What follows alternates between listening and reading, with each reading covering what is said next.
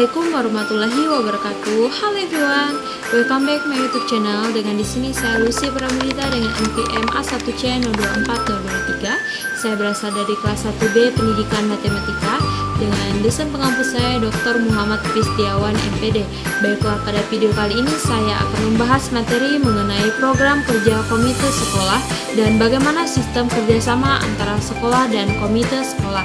Jadi untuk teman-teman mohon disimak video ini agar nanti bisa paham dan ada sedikit soal yang mungkin bisa kalian isi.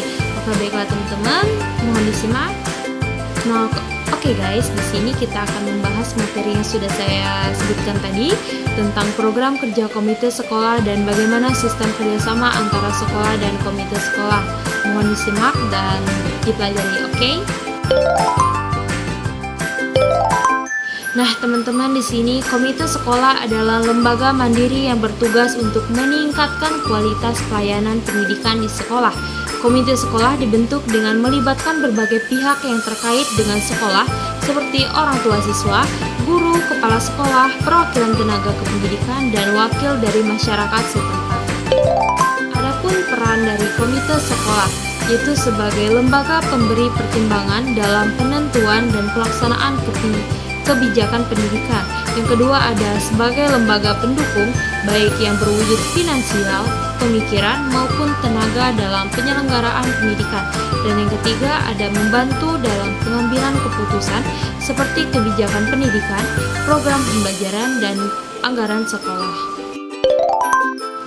Lalu di sini kita membahas tentang tujuan penyusunan program kerja komite sekolah. Yang pertama, komite sekolah sebagai mitra kerja sekolah ikut bertanggung jawab dalam menyukseskan program pendidikan. Yang kedua ada menampung dan menyalurkan aspirasi masyarakat dalam menentukan kebijakan program sekolah. Yang ketiga ada menciptakan suasana dan kondisi transparan, akuntabel dan demokratis. Adapun program kerja komite sekolah, yang pertama penggalangan dana komite, yaitu mengupayakan bantuan dana dari orang tua dan masyarakat untuk menunjang kegiatan sekolah, seperti kegiatan ekstrakurikuler, perbaikan fasilitas, dan kebutuhan lain. Dan yang kedua ada pengembangan sarana dan prasarana. Komite berperan dalam membantu pengadaan atau perbaikan fasilitas pelajar, seperti ruang kelas, laboratorium, perpustakaan, dan lainnya. Lalu yang ketiga ada peningkatan mutu pendidikan, di mana komite mendukung program pelatihan guru, pengembangan kurikulum, serta penyediaan sumber belajar yang berkualitas. Selanjutnya pelaksanaan kegiatan ekstrakurikuler, yaitu mengadakan kegiatan yang dapat mendukung minat dan bakat siswa, misalnya kegiatan seni, olahraga, atau keterampilan tertentu. Lalu, pemberdayaan masyarakat sekitar sekolah, di mana komite sekolah dapat mengajak masyarakat sekitar untuk berpartisipasi dalam kegiatan positif yang berkaitan dengan pendidikan. Baiklah, di sini ada pun sistem kerjasama antara sekolah dan komite sekolah. Yang pertama ada pertemuan rutin, mengadakan pertemuan bulanan antara komite sekolah dan pihak sekolah untuk membahas rencana kerja, evaluasi program, serta isu-isu yang muncul. Yang kedua ada komunikasi terbuka, membangun saluran komunikasi yang efektif antara komite, guru, siswa, dan orang tua melalui media sosial atau buletin. Adapun yang ketiga, dalam pengambilan keputusan melibatkan komite dalam proses pengambilan keputusan penting terkait kebijakan sekolah. Lalu yang keempat ada pelaporan berkala, yaitu yang menyusun laporan berkala mengenai kegiatan komite kepada pihak sekolah dan masyarakat sebagai bentuk akuntabilitas.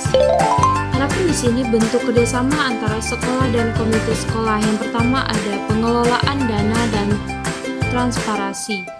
Di sini sekolah dan komite bekerja sama dalam merencanakan dan menggunakan dana untuk keperluan sekolah.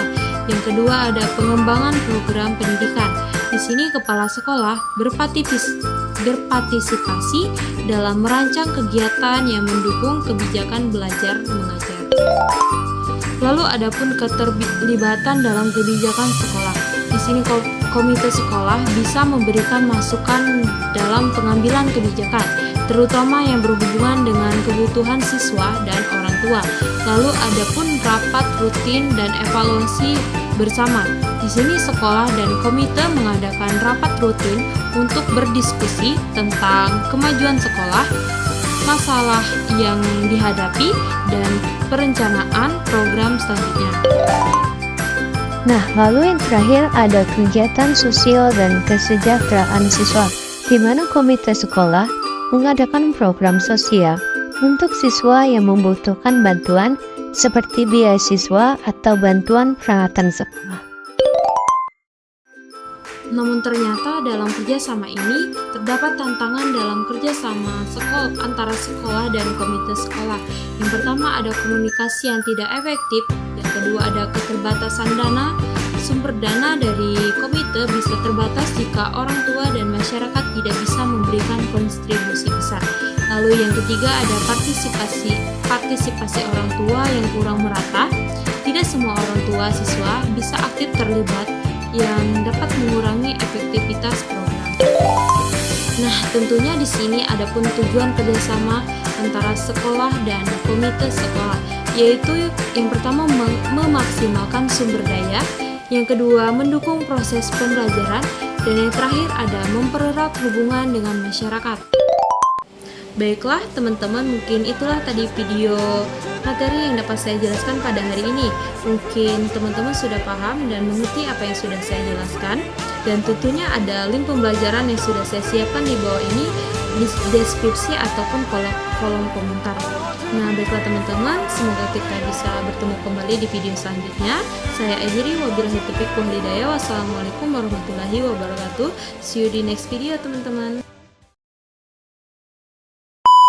Oke teman-teman, terima kasih sudah menonton videonya.